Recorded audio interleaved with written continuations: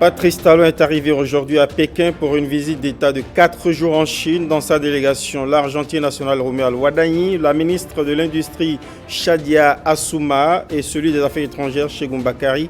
Des séries d'accords économiques en perspective. Et puis, avoir aussi la saisie conservatoire de plusieurs tonnes de sachets plastiques par la douane béninoise. Une cargaison passée par le test de non-dégradabilité de la direction de l'environnement et du climat. Et puis, dans une semaine, le Bénin accueille le championnat mondial de pétanque. Boulodrome et tribune des spectateurs sont quasi fin prêts pour accueillir les 38 pays en compétition. Descente sur le site avec le ministre des Sports. Bonsoir et merci de nous recevoir chez vous avec ce journal, avec toutes nos excuses pour le démarrage technique difficile de ce journal. Mais tout est rentré dans l'ordre. Le président Patrice Talon est arrivé aujourd'hui à Pékin pour une visite d'État en Chine, tête à tête avec le président chinois. Visites industrielles, accords de coopération économique sont au menu. Voici les images de la première journée de cette visite d'État de 4 jours en Chine. Jérôme Hongwa.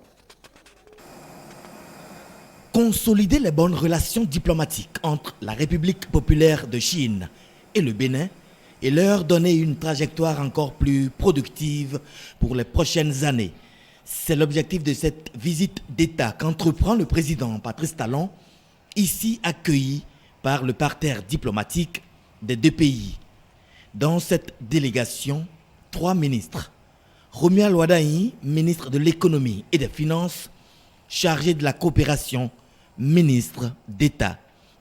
Olusegun Ajadi Bakary, ministre des Affaires étrangères, et Alimatou Shadia Assouma, ministre du Commerce. Aussitôt arrivé que le chef de l'État a commencé par égrener les chapelets diplomatiques inscrits au programme de son séjour. C'est dans les années 40 du siècle dernier, le président Mao Zedong qui pose. Tout d'abord, c'est le musée de l'école du Parti communiste qui offre son hospitalité au chef de l'État. Cette école, fondée en 1933, est un centre d'excellence et de renforcement des capacités des fonctionnaires membres du Parti communiste et qui permet de former les dirigeants chinois aux fonctions importantes. Désireux d'en savoir un peu plus sur ce centre de savoir, le président Patrice Talon, pendant plus d'une trentaine de minutes, a scruté les archives et les photos présentes dans ce musée. Au terme de sa visite du musée, s'est tenue une séance d'échange entre les membres de la délégation présidentielle et quelques hauts fonctionnaires du parti. Je vous remercie pour cet honneur qui est fait à moi-même et à ma délégation pour venir en ce lieu emblématique du développement et du rayonnement de la Chine.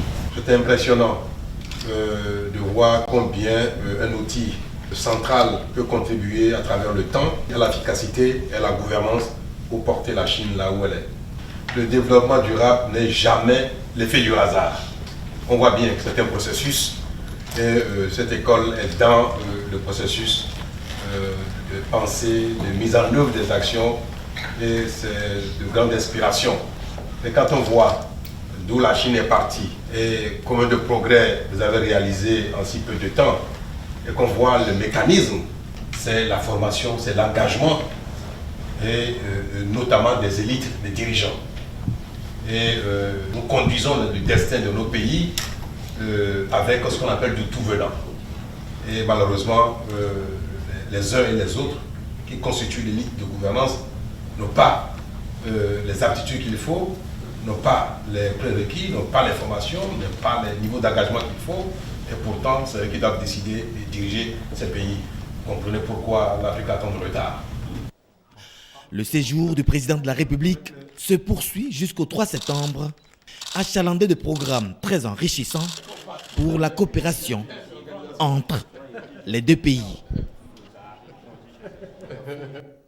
Retour au Bénin avec l'actualité politique partisane, avec cette remobilisation samedi prochain de Mouel Bénin, veillée d'armes de ce parti pro-présidentiel autour d'un congrès annoncé pour se tenir en plein remue-ménage du landerneau politique béninois. Mouel Bénin en marche, Tel est le mot d'ordre de mobilisation de ce congrès Mouel Bénin en marche donc, mais toujours seul ou en fusion. Pour qui va-t-il rouler pour la présidentielle de 2026? Rodrigue Babagbeto a interrogé l'organisateur en chef du congrès de samedi prochain. Voici la réponse de Joseph Arissou.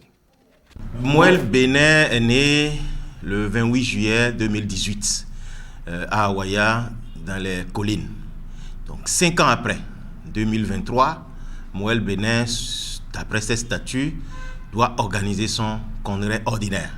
Et ce congrès aura lieu à Cotonou les samedis 2 et dimanche 3 septembre 2023 au Palais des Congrès. En choisissant comme thème Mouel Bénin résolument en marche, le parti a voulu légitimement s'honorer, se féliciter de sa bonne santé, de son enracinement et de sa résilience, de ses valeurs aussi.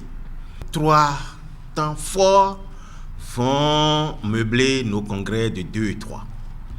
Il y aura d'abord une cérémonie d'ouverture, haut en couleur, parce que quand même c'est le premier congrès ordinaire. Ensuite, Mouel Bénin va questionner la réforme du système partisan, où nous avons invité un politologue de haut rang, internationalement reconnu. Ensuite, nous aurons également à faire le bilan de 5 ans de vie de Mouel Bénin et évidemment le renouvellement du bureau politique. Il n'est pas à l'ordre du jour la fusion ni la dissolution de Mouel Bénin. Mouel Bénin va faire son bonhomme de chemin envers et contre tous. Et nous appelons tous les militants, tous les congressistes, tous les Béninois à prêter une attention particulière à notre congrès. On attend les grandes décisions de ce congrès de Mouel Bénin. Quant au parti Union progressiste Le Renouveau, sa coordination communale de Banikwara se consacre à la formation des jeunes. Plus de 120 jeunes outillés en informatique à travers une initiation à l'usage notamment des logiciels comme Word, Excel et PowerPoint. On retrouve à Banikwara Patrick Ayadji et Judikaël Ayena à la conclusion de ce stage. Des moments de vacances utiles à la prochaine rentrée académique, c'est ce qu'offre le parti politique Union progressiste Le Renouveau aux jeunes de la commune de Banikwara. Un mois de cours d'initiation à l'informatique au profit de cette jeunesse désormais aguerrie pour manier des logiciels d'application Office, Word, Excel et PowerPoint. Vous avez passé des vacances profitables pour votre vie d'étudiant, pour votre vie professionnel. Je voudrais vous dire, chers jeunes, que ce n'est qu'un début avec vous. À travers cette formation d'initiation en informatique, nous allons continuer par vous entretenir, par vous former dans diverses thématiques liées à votre vie d'élève, liées à votre vie d'étudiant, liées à votre vie d'adolescents et de jeunes, pour vous permettre demain de participer efficacement au développement de notre chère commune Banikwara. Parce que l'Union progressiste, le Renouveau, est un parti social. Nous sommes désormais plus de 120 jeunes de la commune de Banikwara qui savons maintenant utiliser l'outil informatique. Par ces bourses de formation, nous avons compris le rôle combien important d'un parti politique pour le bien-être de la société, au-delà de la quête et de l'exercice du pouvoir. Mes camarades, nos parents et moi, vous disons une fois encore merci. Attestation de fin de formation désormais en poche, ces jeunes viennent ainsi de tourner dos à l'illettrisme numérique. C'est très important au XXIe siècle. La nouvelle ambassadrice du Bénin près la France était en audience au cabinet du médiateur de la République ce mercredi au siège de l'institution à Porto Novo. La dynamique de la diplomatie au Bénin était au cœur de leurs échanges. On écoute ici Corinne Amaury-Brunet. Nous avons longuement échangé sur la vision de la diplomatie du chef de l'État. Une diplomatie au service du financement du développement. Une diplomatie qui se veut résolument économique pour le bien de tous. Nous avons aussi beaucoup parlé de la dynamique en marche au Bénin, une dynamique de transformation, une dynamique de révélation, et qu'il était de notre mission à tous de pouvoir poursuivre cette entreprise et d'investir tout ce qui était en notre pouvoir pour la concrétiser. Ce qui était aussi un point important de notre échange, c'est le rôle des pôles diplomatiques, et en l'occurrence du pôle diplomatique de Paris, qui est un pôle central qui a pour ambition de rayonner non pas uniquement en France, mais sur toute l'Europe, au service aussi des ressortissants béninois.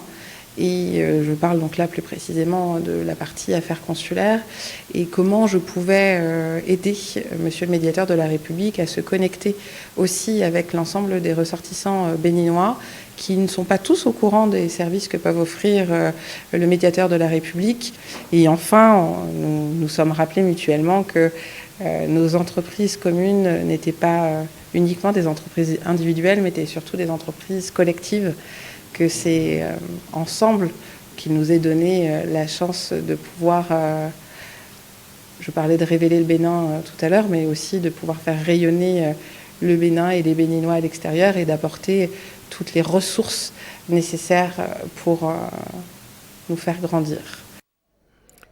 C'est connu, la corruption est teigneuse, pas facile non plus pour les initiatives associatives qui se forgent et œuvrent contre le phénomène. Ainsi en est-il du réseau des parlementaires africains contre la corruption. Ces administrateurs se sont retrouvés à Madagascar pour s'y pencher. Les parlementaires béninois y participaient. D'ailleurs, le président du Parlement béninois en est le président du conseil d'administration, Firmé Bassao. Quand l'hôte de marque d'une institution parlementaire panafricaine de lutte contre la corruption, qui plus est, le président de son conseil d'administration vient du Bénin, c'est avec tous les honneurs qu'il est accueilli. À Antananarivo, capitale de Madagascar, ce lundi 21 août 2023, les membres du conseil d'administration du réseau des parlementaires africains contre la corruption APNAC se sont donné rendez-vous à Nova Hotel pour la première réunion de la haute instance depuis la dernière biennale. La corruption évolue avec le monde. De sa forme la plus classique, elle tend à se diversifier, à s'étendre, touchant de plus en plus un plus large public, des secteurs qui autrefois en étaient préservés.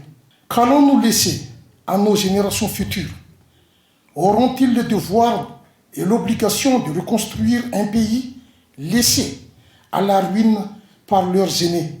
En prenant les rênes du réseau lors de la 8e Assemblée générale tenue à Cotonou au Bénin en juillet 2022, Louis Béounou Vlavounou entendait lui insuffler une nouvelle dynamique. La PNAC, c'est d'abord et surtout des actes qui parlent. D'ailleurs, son but principal n'est-il pas de promouvoir le renforcement des capacités des parlements et des parlementaires africains afin de les rendre plus aptes à s'investir dans la lutte contre la corruption dans leurs pays respectifs, tout en leur permettant de s'assurer un niveau élevé d'intégrité. Avant cette séance, le président Louis Béounou Vlavounou et sa délégation ont été reçus en audience par la présidente de l'Assemblée nationale de Madagascar. En 48 heures, cette expédition aura tenu ses promesses. Prochain rendez-vous du conseil d'administration de l'APNAC, décembre prochain. C'était une promesse en titre. Plusieurs tonnes de sachets plastiques sont saisies par les services de la douane béninoise. Et pour s'assurer de la non-dégradabilité du produit, la douane a sollicité l'expertise de la direction de l'environnement et du climat. Voici le film de l'opération avec William Tchoki et Mathieu Soken. Ils viennent d'être informés par les services de la douane de l'arraisonnement d'un important stock de sachets plastiques. Ces cadres de la Direction générale de l'environnement et du climat, ils se consacrent, reçoivent de leurs premiers responsables les directives pour mener à bien cette opération de contrôle de la dégradabilité ou non des rouleaux de sachets plastiques. Direction Porto Novo, la ville capitale du Bénin. 30 minutes après, nous voici au service régional Ouémé Plateau de lutte contre la fraude. Une petite démonstration de l'utilisation de l'appareil, le microphasir PC. C'est du polyéthylène. Le polyéthylène, c'est les dérivés de pétrole. Oui. Donc, c'est des sachets non biodégradables. Puis, on passe aux choses sérieuses, la prise des échantillons, l'identification de la qualité des sachets plastiques en présence du propriétaire de la marchandise. La nouvelle acquisition du ministère du Cadre de Vie pour le contrôle des sachets plastiques indique après quelques minutes de tests qu'il s'agit du polyéthylène, des dérivés du pétrole. L'appareil est en train de scanner. Vous avez vu que c'est scanné. Tac, je relance, tac. Voilà, ouais, c'est en train de scanner maintenant. C'est du poly direct. Des résultats affichés à l'écran du pistolet détecteur. Merci beaucoup. Les résultats trouvés ne confortent toujours pas le propriétaire. Il a des doutes. Lorsque les tests avaient été faits, et aujourd'hui, à base d'un appareil à main, bon, ils révèlent que tout est polyéthylène. Moi, je ne sais pas si aujourd'hui on trouvera un sachet au Bénin qui ne serait pas venu du dérivé du pétrole. Le droit est donné à tout usager de contester le résultat du détecteur. Mais il revient à l'intéressé de faire des prélèvements, on requérit l'expertise d'un laboratoire et il paye le laboratoire et il fait des analyses de contre-expertise et il amène et on continue le processus.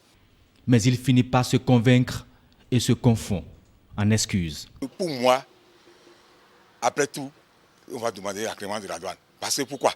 On ne peut pas dire aujourd'hui que le biowater n'est pas rentré dans les habitudes de consommation du Béninois. Et l'État, parfois, aide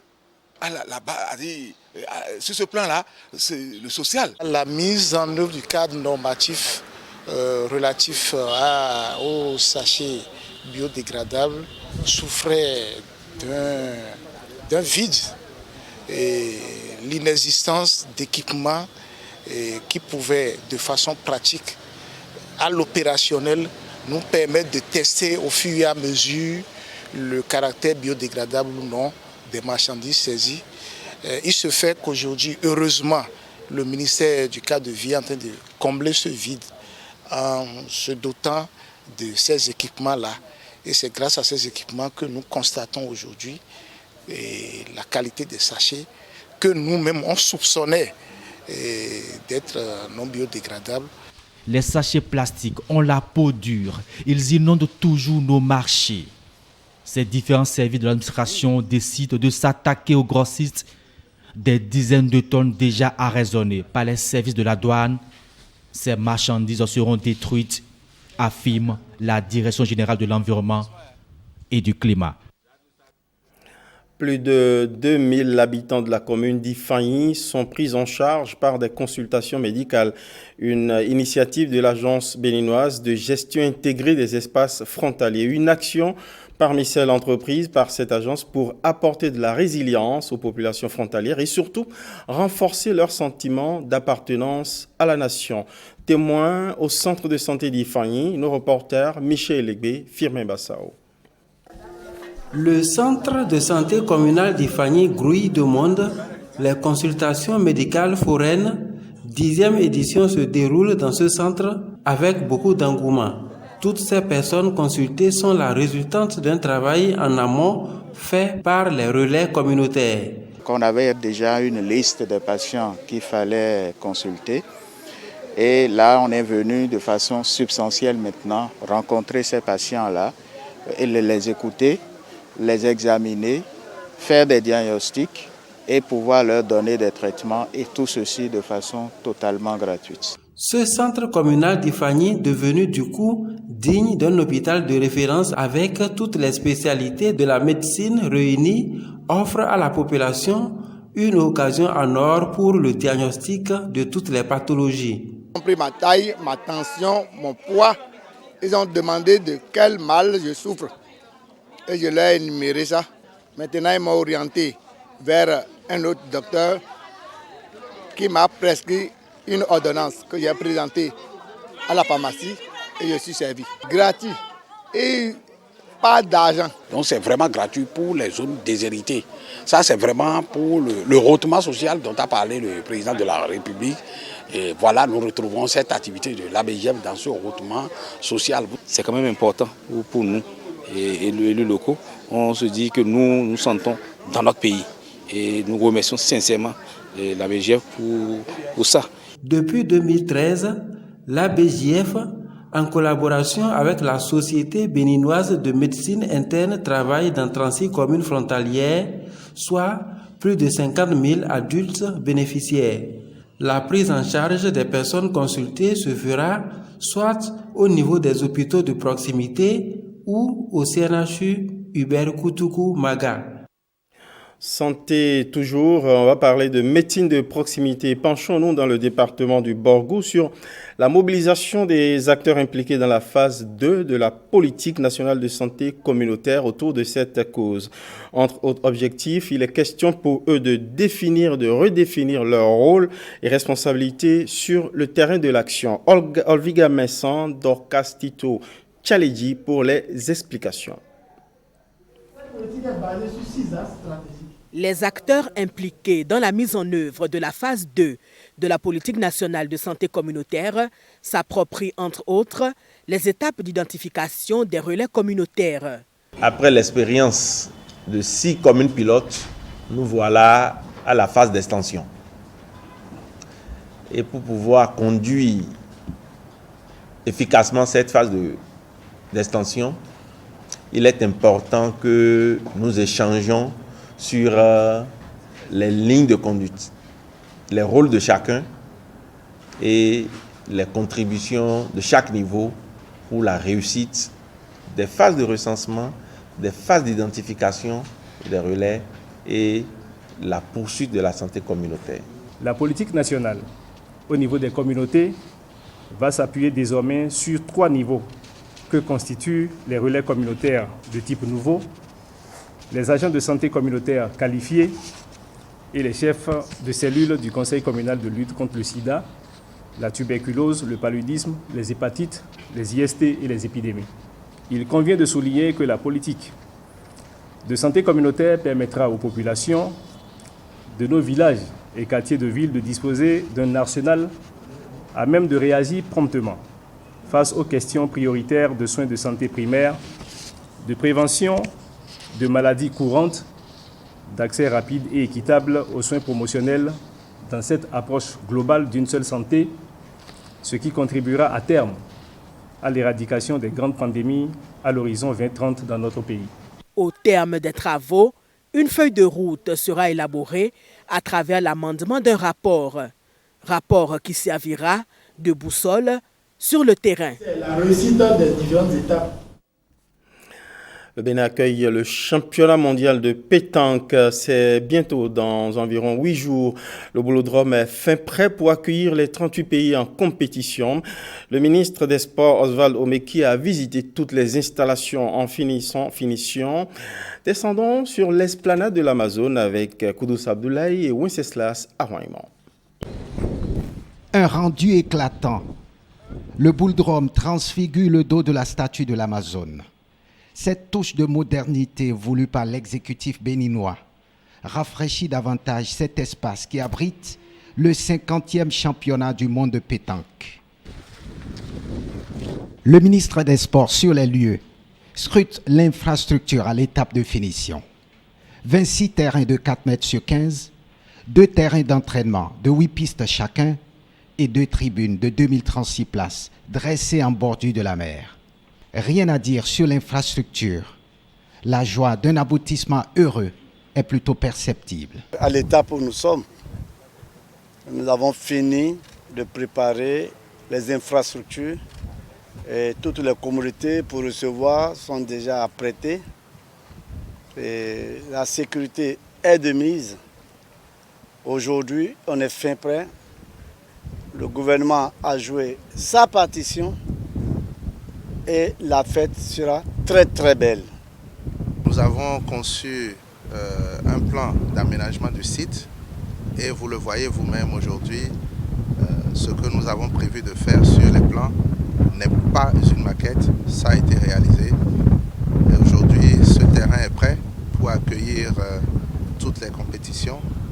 Et vraiment, c'est l'occasion de féliciter toutes les équipes qui ont travaillé, les différentes entreprises, les équipes techniques. Féliciter le comité d'organisation pour tout le travail qui a été accompli depuis plusieurs mois. Et dire que ceci est le nouveau visage du Bénin. C'est désormais ainsi que nous voulons nous montrer, nous révéler au monde. Nous voulons concevoir de belles choses et nous voulons surtout les réaliser avec méthode. Vous le voyez vous-même, cette esplanade telle qu'elle a été aménagée, vous voyez cet espace, ces aires de jeu, ces tribunes telles qu'ils ont été aménagées, vous voyez toutes les autres commodités qui sont autour. Cela prouve que nous sommes désormais capables de bien faire les choses pour peu que nous y mettons du sérieux. Et vraiment, je veux remercier tout le monde, remercier le chef de l'État et tous mes collègues du gouvernement pour leur accompagnement. Principalement mon collègue du cadre de vie qui a géré la partie travaux et infrastructures. Et vraiment dire à tous les Béninois que ça y est, nous sommes prêts. Le bouldrome est taillé, dressé sur cet espace magnifique, attendant les 38 pays et les guépards s'activent déjà à 2 semaines de la compétition pour rafler le maximum de médailles.